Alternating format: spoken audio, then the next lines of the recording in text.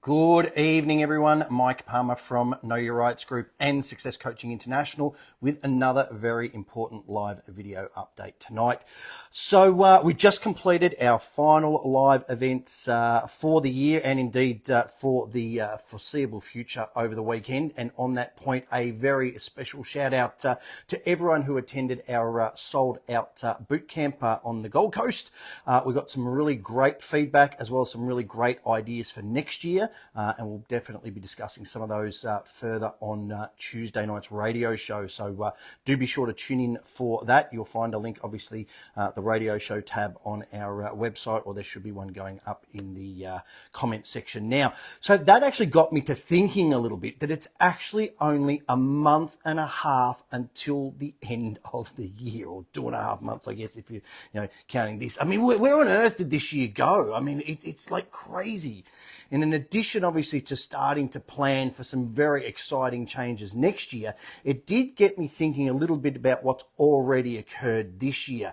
And I've noticed some definite patterns and what I call sort of waves of information. I remember right back at the start of the year, there was a whole bunch of articles that came out, in succession, trying to discredit us and our information and strategies. There were a whole lot of articles referring to things like cookers and sovereign citizens, and of course the good old fact checkers were desperately trying to censor the truth. What they didn't understand, though, was that we know how to leverage our social media platforms, which are of course very heavily censored, but direct them into things like our radio show and our live events, which are completely uncensored. So they are obviously fighting a losing battle there.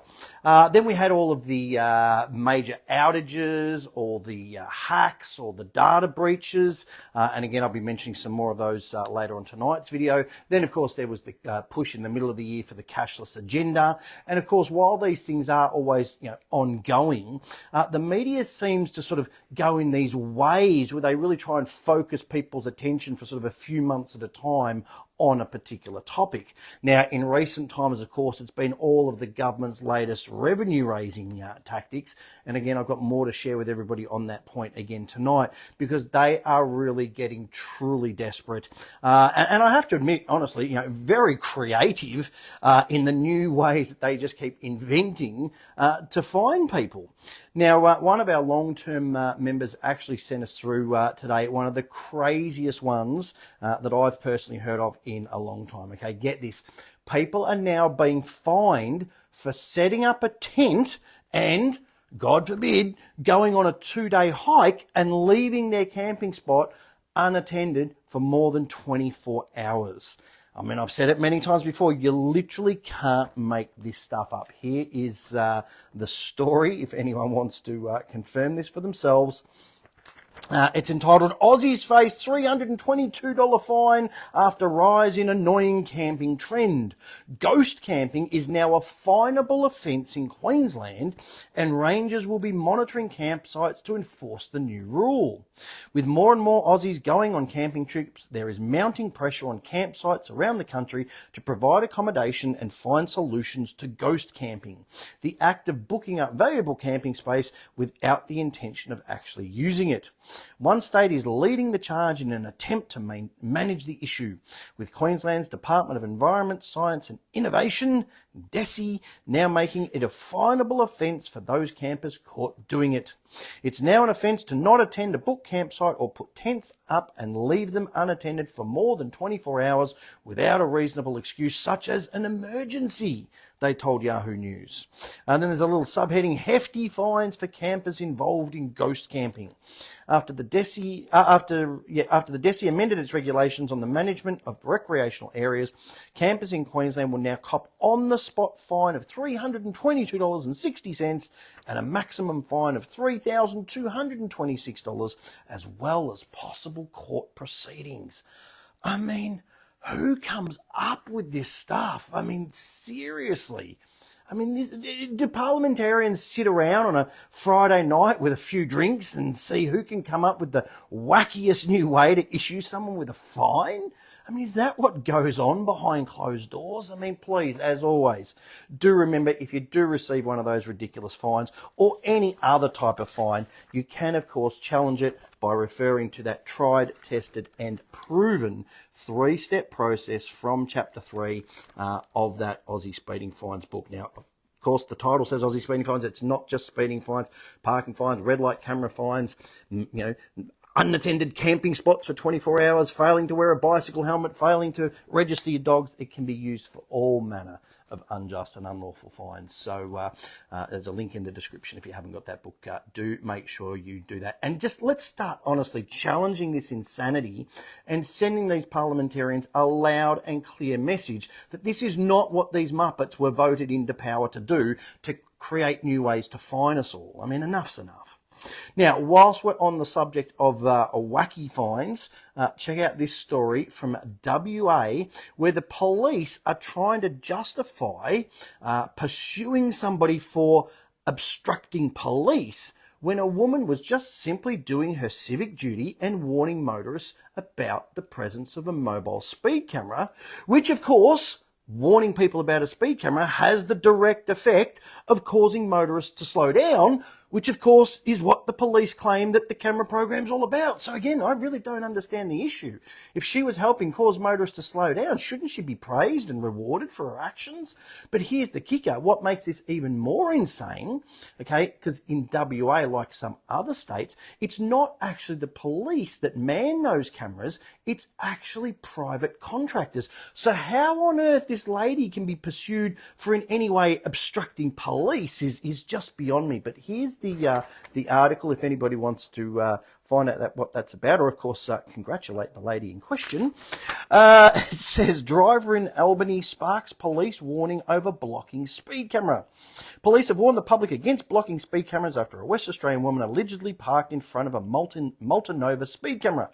Officers were called to Sanford Road in Albany, 418 kilometres south of Perth, on Saturday and spoke with a woman who'd parked a four-wheel drive next to a speed camera operator's vehicle. The woman also allegedly held a sign warning passing motorists of the camera. Gold, this is good.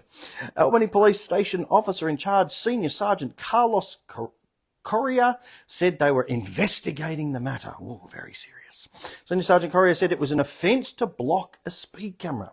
If he or she parks a car that prevents the camera person from doing their job, as in getting pictures of speeding cars, yes, it's an obstruction, he said. People may be charged with obstructing police. But it's not the police, so how can they be charged with obstructing police? Obstructing police can lead to a fine or prison term of up to 3 years under WA law. Senior Sergeant Correa reminded the public that speed camera operators were simply doing their job and were not to be harassed. There's no suggestion that this woman harassed this person in any way, shape or form. They're employed to do it. There we go, contractors, they're paid. They do it without issue. We don't want them hurt or things thrown at them or people stopping to abuse them, he said. Again, there's no mention of any of that happening in this article, so why report that crap? It's just not necessary. And then there's a big subheading, okay? Are speed camera warning signs legal?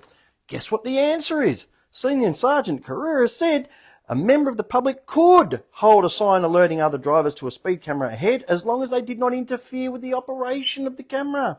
People can go further up the road with the sign, spend their time holding up the sign, preventing people from speeding. There's no issue with that. So they admit it. There's no issue with doing this. The only issue is if there's interference with the operations of the camera person, like getting close enough to prevent the camera operator doing their job. Again, there was no evidence of that in the article, that she in any way stopped them from doing their job. She didn't block them into their car. She didn't even speak to them. Okay, so, I mean, as usual, they can't even get their own story straight. One minute they're claiming they're obstructing police, even though their contractor's not police. The next minute they're saying she was interfering with the operations of the camera person. Again, not police officers. And then they claim she was preventing the camera operator, not police, from doing their job, despite there being no evidence that she even spoke to whoever was operating it. Okay, it just doesn't add up. But as always, wait, there's more, steak knives straight in the back. They're also now trying to issue fines to motorists who use their phones even when they're parked. So you try and do the right thing and you still get in trouble. Okay? Go and check out this article and see how insane it's now become, how desperate they really are. You won't believe this obscure road rule that could get you pulled over by the cops. Discover it now before you're the next one stopped. Navigating the roadways requires not only skill and attention, but also a thorough understanding of the rules that govern our driving. However, even the most seasoned drivers can be caught off guard by some of the most obscure regulations that could lead to a hefty fine or loss of demerit points. One such rule recently came to light when a Sydney motorist found himself on the wrong side of the law, and his experience serves as a cautionary tale for all of us behind the wheel. Fred Curry, a Sydney driver, was stopped by New South Wales police for not only for failing to indicate while changing lanes, but also for a lesser known offence that many of us might overlook, using a mobile phone while parked with the engine running. Curry's encounter with the law, which he shared on social media, has sparked a conversation about the intricacies of road rules and the importance of understanding them fully. The incident unfolded when Curry was pulled over and, while stationary by the roadside, he reached for his phone. An officer promptly informed him that he was still in violation of the law. "You're in a motor vehicle. You can't use the mobile phone," the officer is heard saying in the video. Despite Curry's protest that his car was parked and not in operation, the officer stood firm, explaining that the car's engine was running and therefore the rule applied. The interaction highlights a critical point that many drivers may not be aware of. In New South Wales, and indeed in many other jurisdictions, the definition of operating a vehicle extends beyond driving. It encompasses any situation where the engine is running, even if the car is stationary. This means that if you're sitting in your car with the engine on, you are still considered to be operating the vehicle and are therefore subject to the same mobile phone restrictions as if you were driving. New South Wales Government website clarifies that it's illegal to hold and use a mobile phone while stationary at traffic lights or stuck in traffic. The only exceptions are when you are safely parked out of the line of traffic, which is what this guy did, pulled over to the side of the road and put the car in park. So again, they can't make up their mind. Or get this, when a police officer instructs you to use the phone, such as to show your digital driver's license. I mean, seriously? I mean, this is what this is about. So imagine this, okay? It's a 35-degree day in the heat of summer. Your phone rings and you decide to do the safe thing, pull over to the side of the road, you put your car in park, okay, you apply the handbrake. Of course, you leave the car running so that you don't die of heat exhaustion, and you still get in trouble. But if you're one of these muppets who signed up to the complete control system of the government, i.e. this, digital driver's license, then that's okay because you've proven yourself to be compliant and you do what they say, so they'll let you off in that instance. I mean, it's just nuts. It's absolutely insane. I mean, does anybody out there really question what these rules and fines are actually all about? I mean, it just simply comes down to control and money. Now, that article clearly shows the control side, and this next article clearly demonstrates the financial or money side. Now, be aware, this is what they are potentially going to try and bring in. So I urge you all to read this article, print it off, keep a copy, and if you start hearing more about this, make sure you take action and put a stop to it before it gets any legs whatsoever. So this is entitled Fresh Calls for Speeding Fines in Australia to be Calculated Based on a Person's Income. There are renewed calls for Australia to adopt a Finnish-style model where speeding fines are issued based on the driver's income. Flat-rate traffic penalties for speeding drivers are unfair and regressive, particularly in the current cost of living crisis, according to a report published by think tank the Australia Institute. Research by the Institute found making speeding fines proportional to a person's income, as is done in Finland, and nowhere else, by the way, would be an equitable model for traffic offences in Australia. In Finland, fines are calculated based on a driver's monthly income and whether they have financial dependents. One wealthy Finnish driver was recently fined $200,000 in 2023 for driving 32 kilometres above the speed limit. Meanwhile, the lowest income earners nabbed in Finland doing less than 10 kilometres over the speed limit would pay about $33, while the highest income would pay about $295. In all Australian states, fines are levied at a flat rate depending on the offence. The Australia Institute said speeding fines could financially ruin those on low incomes and are simply a minor annoyance for high income earners. For a person on low income, speeding fines can be crippling, said Alice Grundy, an Australia Institute research manager and report co-author. Having a billionaire pay the same $200 speeding fine as a low income earner is unfair. Proportional speeding fines are more equitable because they ensure the size of the fine is set based on the driver's income. Grundy said the current model in Australia effectively criminalises poverty. It's not the only thing, trust me. The report acknowledged that an income-based model could be perceived as revenue-raising and suggested fine money could be diverted to road safety projects. Hang on a minute. Haven't they been telling us for all these years that that's exactly what's happening? So why is there the need to mention that in the article as if it's not happening? I wonder why. Now, I mean, apart from the obvious discrimination problem that they've got immediately, okay, there's a million other issues with this, okay? So let me first and foremost clarify this point. Could be conceived as revenue raising. What else could it possibly be? So let's fill in the blanks that this reporter isn't actually telling you in that article. Firstly, this so-called inequality issue, because a billionaire can afford a $200 fine easily, and a low income earner might struggle, is basically irrelevant. Okay, because no matter who you are, you still get hit with exactly the same number of demerit points.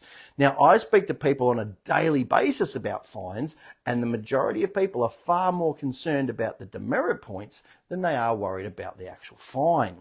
Now, secondly, there are already numerous systems in place that low-income earners can actually utilise to avoid paying fines that they can't afford. They can go on payment plans, they can make application under various hardship provisions to have fines reduced, and as we covered at just this past weekend's boot camp, there are also work development programs where people can not only work off fines, but they can actually undertake courses and learn things instead of paying these fines. And by conducting these online courses, they actually get their fines written down. So there's lots and lots of options for low-income earners already. So this leaves us with the simple ultimate conclusion that this proposed new system would be essentially irrelevant to low-income earners because they've already got all of these options available, but instead it would dramatically affect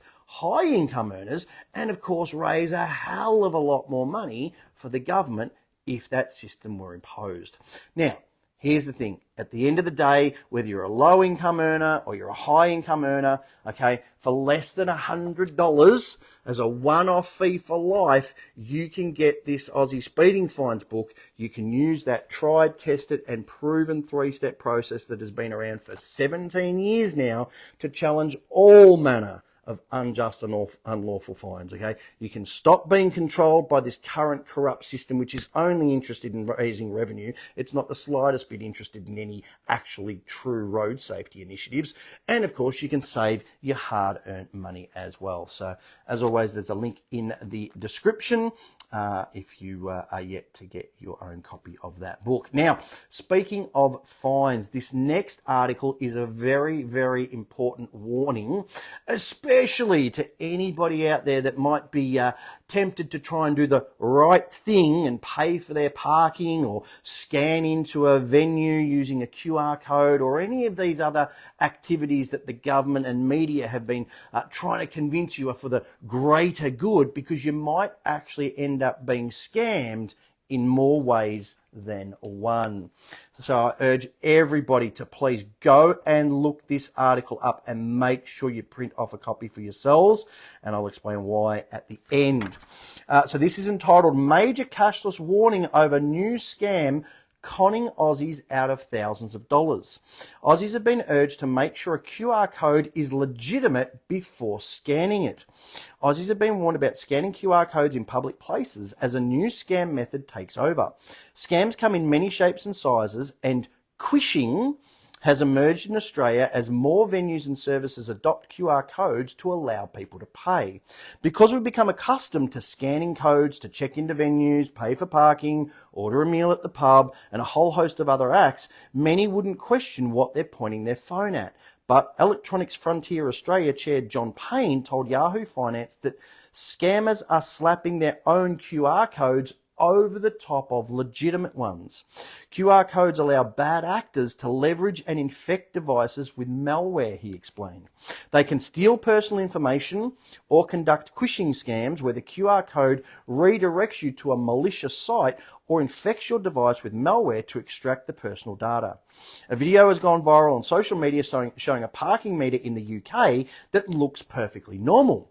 The parking sign shows a QR code that presumably allows you to pay for your car to be in the spot for as long as you need. But an eagle-eyed passerby discovered someone had placed a QR code sticker over the top of the legitimate one. Okay, and that's the photo there that you can see, and you can clearly see that sticker over the top. So they've replaced a legitimate QR code with an illegitimate one, and that's the issue. It's clear many have been conned by this rising trend. I was caught out by one of these after paying the parking charge. The fraudsters took regular payments from my account using my card details, several small amounts that went unnoticed, wrote one person. Another added, great technology makes it so easy for the scammer to catch people out. Don't trust this kind of payment system for parking. Very good advice. Scammers will usually set up websites that look virtually identical to the legitimate parking site, and they can easily harvest your data when you put in things like personal and financial information. There's the risk of collecting metadata associated with you, such as the type of device you're using to scan the code, your IP address, location information you enter while on the site. It could also potentially expose financial data, such as any credit card numbers or debit card numbers that you might use to purchase crypto services on the underlying website. Consumer group Choice believes phishing could become one of the biggest scams in 2024, and it's been seen across the UK and US. Scammers have targeted major trusted entities because they know how many people use them. Services Australia has seen scam emails urging MyGov users to update their information via a QR code, but the code takes them to a fake MyGov site designed to steal personal details. The Australian Taxation Office also reported it had seen phishing emails containing QR codes that lead people to malicious sites. Neither MyGov nor the Tax Office will ever send emails or text messages with a QR code, so if you see them, then avoid it at all costs. So, again, even simpler, just in case, don't use QR codes at all. Okay? I mean, why would you? What's the point? I mean, there is another crystal clear reason not to ever sign up, okay, for a MyGov account or anything like that. Okay? Again, I urge you, print that article off, keep a copy in your car, and a note explaining that you refuse to use QR codes or apps for parking for those very reasons.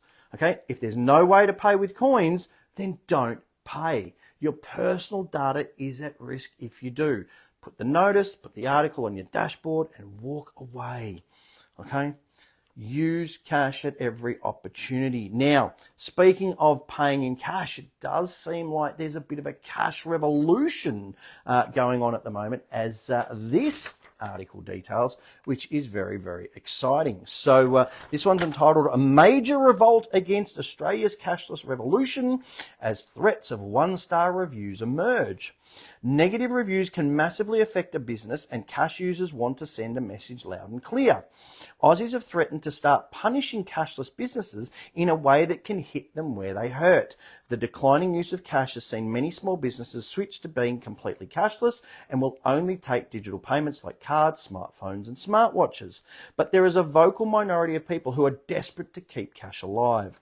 A man named Joe is leading a campaign to give cashless venues one-star online reviews, and he told Yahoo Finance it's what they deserve.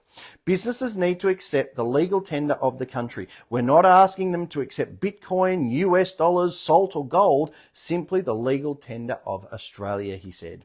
Unless a business can prove the ongoing safety risk of accepting cash, then I don't think there's a good enough reason why they should be allowed to reject cash. He's not alone, as many people have answered his call and said they will start dishing out the online hate. Sounds fair. Surely paying for my goods is more important than how I pay for them, wrote one supporter. Seems pretty obvious. If you could leave no stars, then that's what they should get, added a second. Joe hopes that if enough people voice their backlash to the cashless revolution, then businesses will get the message and backflip on their decision, as we have seen some businesses do in the past. Now, my issue with this is I just cannot understand this goldfish memory of some people. This whole cashless crap, the security and so-called health issues with cash, all the rest of this rubbish only came out during COVID. People have forgotten that it was only back in April 2020 that the Royal Australian Mint came out and publicly admitted that cash doesn't spread COVID, okay? If anyone who missed those videos, okay, go back and watch them. I've printed this off. This is just a straight article so you can see it. It was off 9 News, and it's entitled, "No Evidence Cash Spreads COVID-19 as Businesses Opt for EFTPOS Only." This is where this insanity began, during COVID, okay? During the outbreak, many businesses such as grocer Harris Farm have moved to exclusively accepting card payments in a bid to reduce cash handling by employees. But the Royal Australian Mint says there is little scientific evidence using cash makes anyone more susceptible to the virus, and excluding cash payments may alienate some members of the community. Medical experts have confirmed that cash, including coins, is safe to use. There is no evidence that either coins or cash spread COVID-19, the Royal Australian Mint said in a statement. The World Health Organization has even rejected reports that it warned COVID-19 could be spread through handling cash. Go and remind yourselves about this article and tell these business owners that this rubbish about handling cash isn't safe is just a crock. Okay, there's no scientific basis for that whatsoever. Okay, there is just no justification, not right now, not here, not post-COVID, for businesses to stop accepting cash, and I support this idea 100%. Okay, give those businesses a 1-star rating. Okay, it's really hard to deal with those ratings, so the best thing to do is to avoid them by accepting cash. Okay, now of course this is the perfect time to remind everybody about Jason Bryce's petition. That of course is the one to legislate a formal cash and banking guarantee in this country. If you haven't added your signature to that petition, please do so. There's a link going up in the comments. If you're watching this on YouTube or somewhere else, just type into Google or whatever your favourite search engine is, petition to legislate a formal cash and banking guarantee in Australia, and the petition will come up. Please make sure you also join the Call Out Cashless Businesses Facebook group.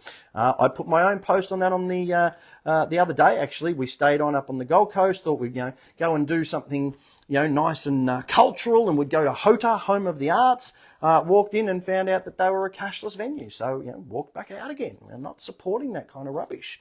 Okay. And again, of course, the Cash is King discussion group, another really good Facebook group. You should find links in the comments. And it's a great place to share these videos around, share these articles around, and let people know what the issues are with this cashless agenda. All right. So the final point that I want to raise tonight follows on from this perfectly with the cashless agenda, because it covers the most important reason, at least in my mind, to keep using cash, and that of course is the never-ending instances of outages and data hacks. Now, the big news, of course, of this week is the fact that Westpac and St. George customers have been affected by a 3-day outage. I mean, that is huge. Imagine not being able to access your banking online and whatnot for 3 days. If anyone hasn't heard about this yet, this is the article. I urge you to go and look it up. It says, online banking outage hits Westpac and St. George customers for 3rd day. Westpac and St. George customers have reported issues accessing internet banking for a 3rd day in a row. Both banks said they were aware of customers having issue accessing online and mobile banking this morning. It comes after the services were restored following an outage yesterday and on Monday. Both banks took to social media to apologise to customers, blah, who are experiencing issues accessing online and mobile banking this morning. Our teams are working to fix the issue. We apologise for any inconvenience, all the usual crap. So, I mean, look, after hearing how many private foundation accounts Westpac have closed down over the past few years. This issue could not have happened to a more deserving bank. I just love it when I get to see karma coming back around. I mean, we've obviously been warning people about all the major banks, but in particular about Westpac for a number of years now. So hopefully that outage doesn't affect anybody personally watching this video. And the final article I want to cover tonight details the latest data breach, and that affects NAB customers, along with those who use Vodafone and also Microsoft. So if you haven't heard about this, because of course it hasn't hit the mainstream media yet, I urge you to go and look this up.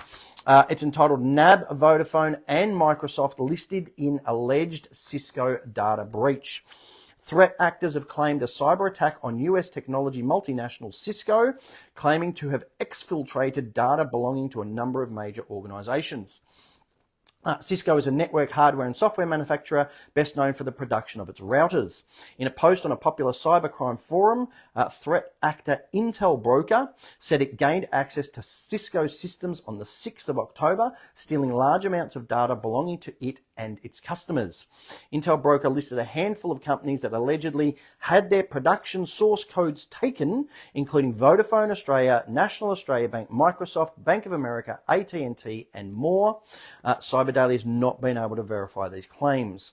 The threat actor also provided a full list of customers, which includes more companies from Australia and around the globe, including Allianz or Accenture, Australian Red Cross Blood Service, Ascension Health, Reserve Bank of Australia, the Australian Department of Defence, New South Wales Health, New South Wales Rural Fire Service, Queensland Health, Rio Tinto, EU Parliament, Fairfax Media, FBI, Google, Samsung, IBM, KPMG, US Ministry of Defence, and hundreds more.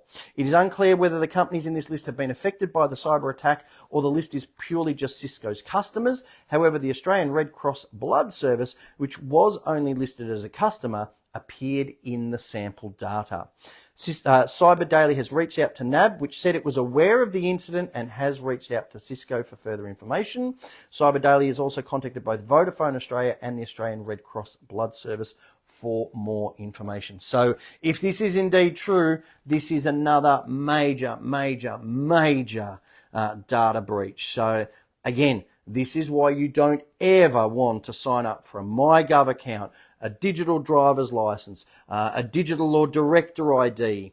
You don't even want to drive one of these modern EVs which collect all of that kind of data, as we've explained on the last few videos, because it can all be so easily hacked and accessed in some way. And at present, there is simply no need to do those things. So why would you take the risk?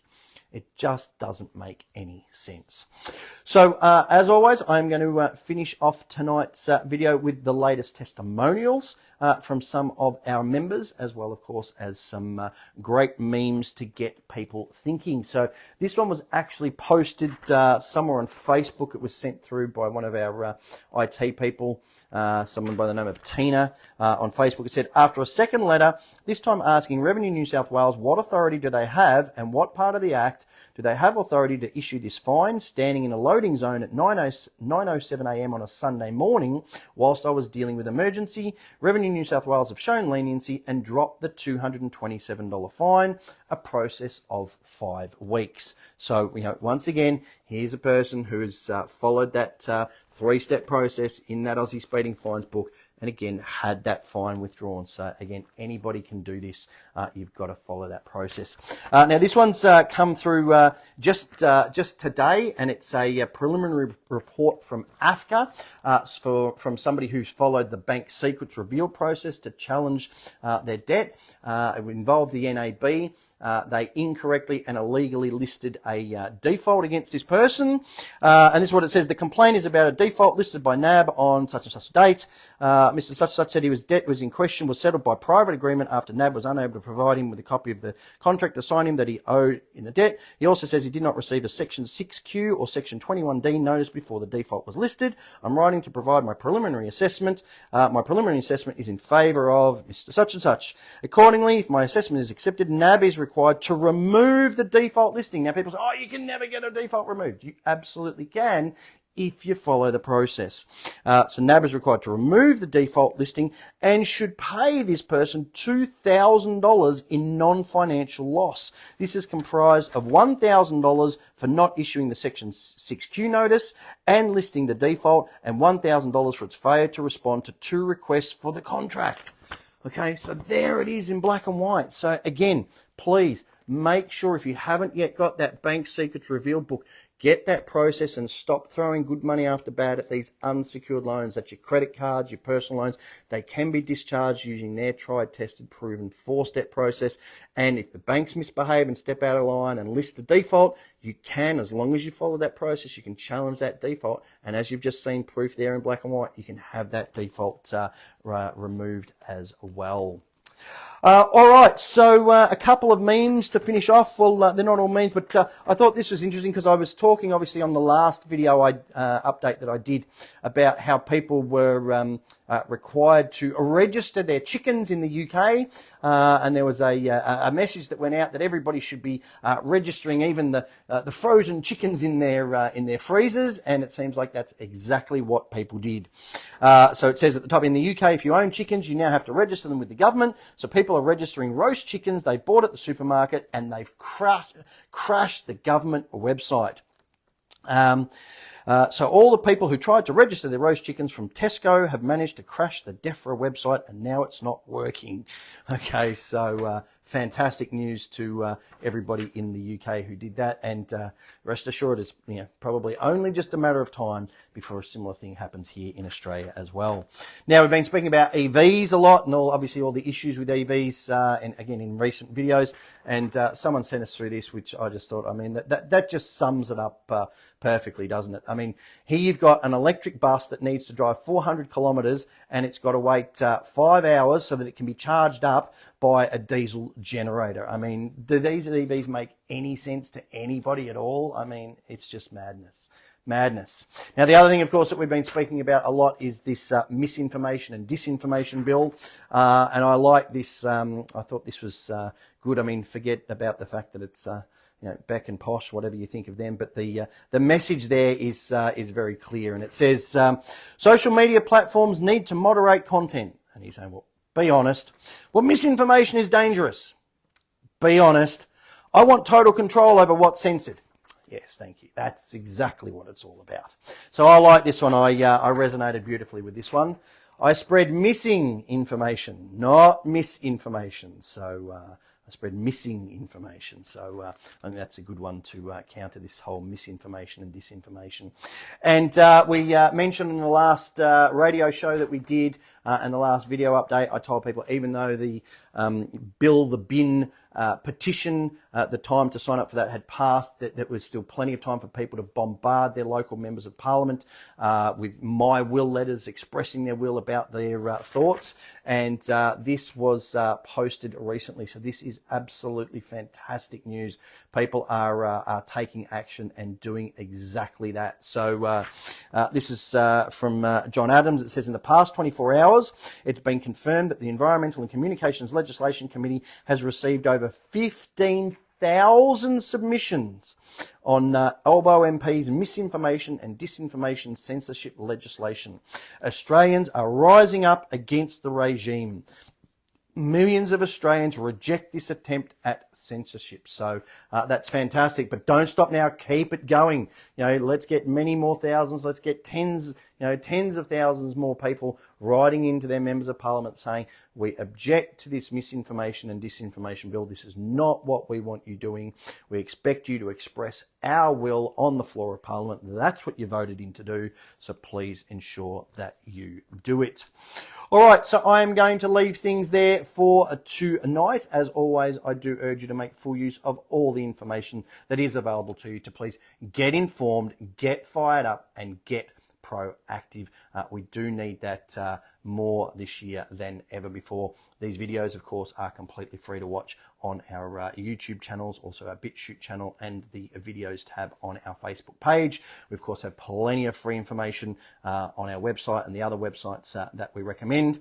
Our radio shows, of course, completely free to listen to every second Tuesday night. So we will be back on air again next Tuesday between 8 and 10 p.m.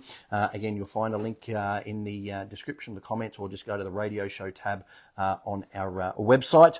Now, before I get into some of the other products, I do want to just mention we are working on a couple of new product ideas and would love to get your feedback. So if you can leave some comments on this video and let us know if this is something that would be of interest to you, and we'll get our IT guys to go through that.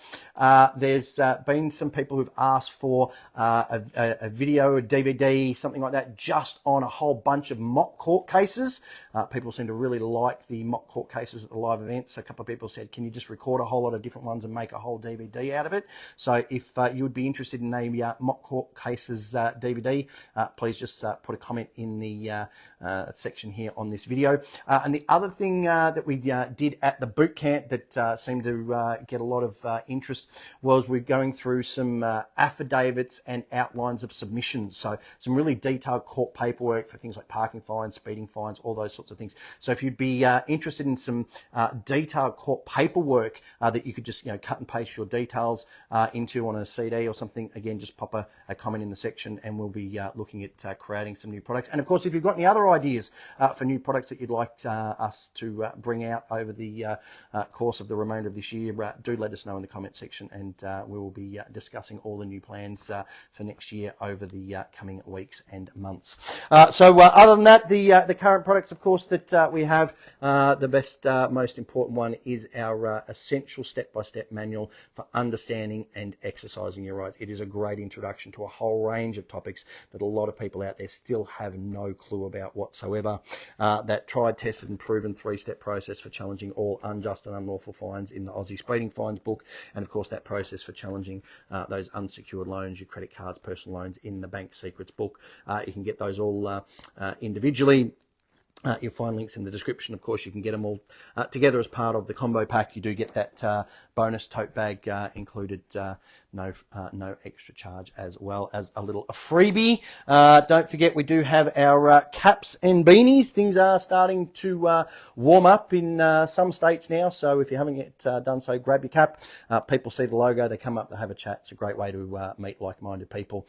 We do have some beanies available as well. And the final thing, of course, now that all of our live events are over, this is the only way to access any of that information. So I do urge everyone, if you haven't yet done so, do make sure you grab a copy of our home study course. It is a complete recording of one of our 2.5-day live events. There's 3 custom-made workbooks. There's 17 DVDs. There's sections there to write notes for every single slide, for every single presentation.